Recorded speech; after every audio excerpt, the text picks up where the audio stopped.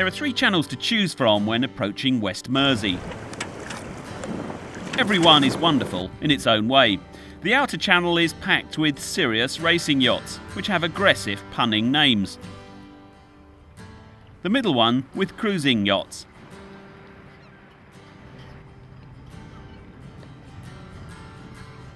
And the inner channel is where the wooden fishing smacks live.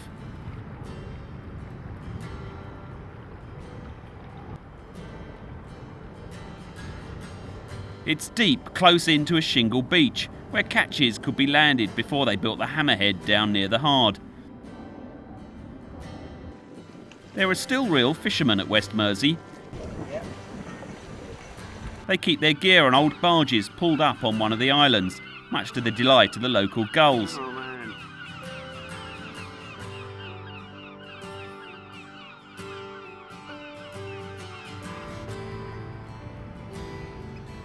Then there are the oystermen. The grading sheds on the island has been rebuilt, and the men continue to work the beds around the muddy channels. It looks like hard, cold, hand-cracking work.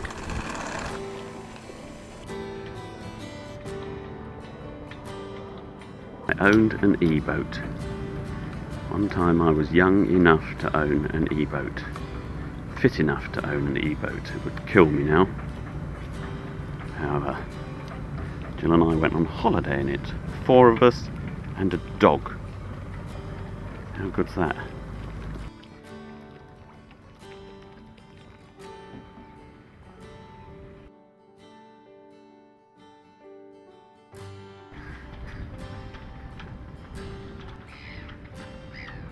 You lovely stout thing, you. Now, you speed merchants, why don't you sell your big lump of plastic and buy one of those? Look at that. Dub, dub, dub, dub, dub, dub, dub.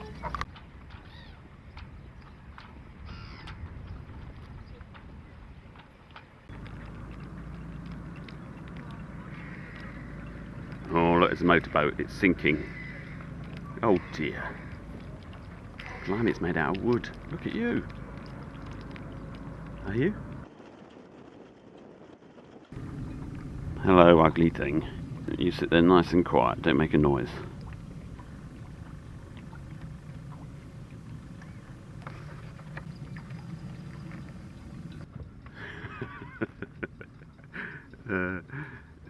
This motorboat's called Obsession.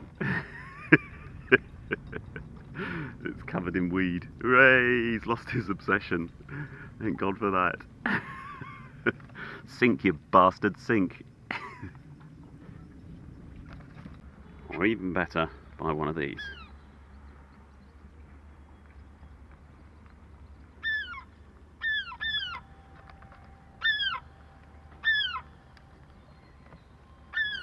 Now, this is one of the other candidate boats.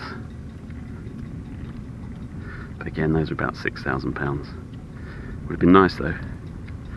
I think that looks okay for the sort of boat that it is.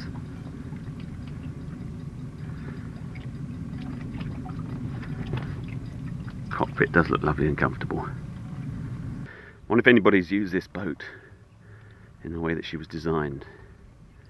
She is sitting quietly up a creek in Essex, but she could easily take you anywhere in the world. Steel 40-footer, 35-footer. Could handle anything really.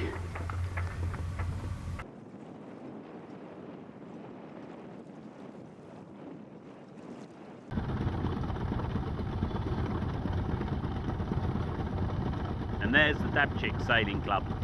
Leave you to guess which one I was a member of, the West Mersea Yacht Club or the Dabchick Sailing Club. Wow, look at you.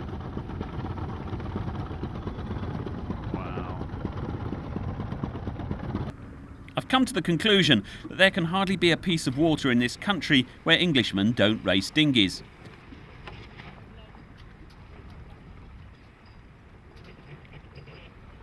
At West Mersea, during an auspicious evening high tides in June, they hold an evening series. It goes on for a whole week.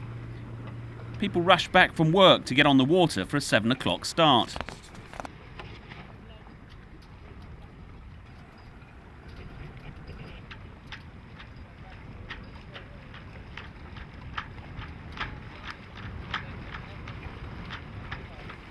great thing to do is to find out what course they're taking and pick up a mooring right in the middle of it. They sail right past you. And they almost never damage your paintwork.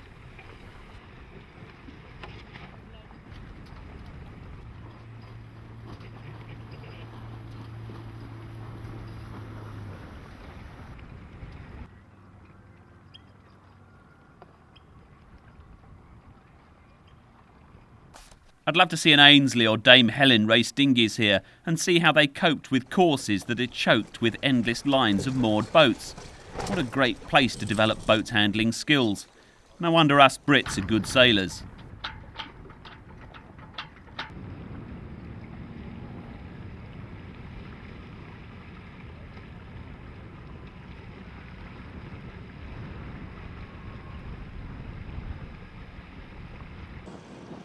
And among the panoply of mostly plastic dinghies was a West Mersea duck punt. You're gonna shout It's louder. the simplest boat I've ever seen. Just a coffin with points at both ends. It makes PD racers look complicated. How many? Really? Do a bit of that as well then. You have to do a bit of that as well then. They're lovely boats. How long have you had it? You have to build them yourself. Yeah. I built this last year. How long does it take? It took me a year.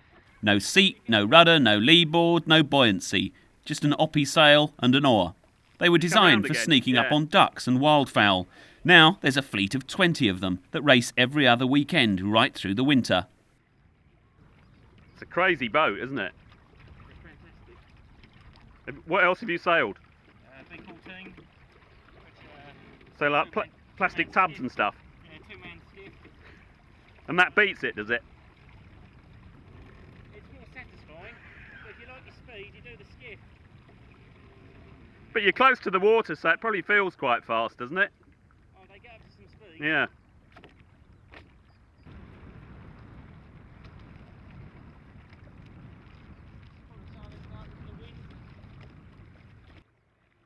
And do you race them? Yes, we do. Do you? When? Usually about October time we start racing again. We go through to Easter. You do it all through the winter? Yeah, every 2 years.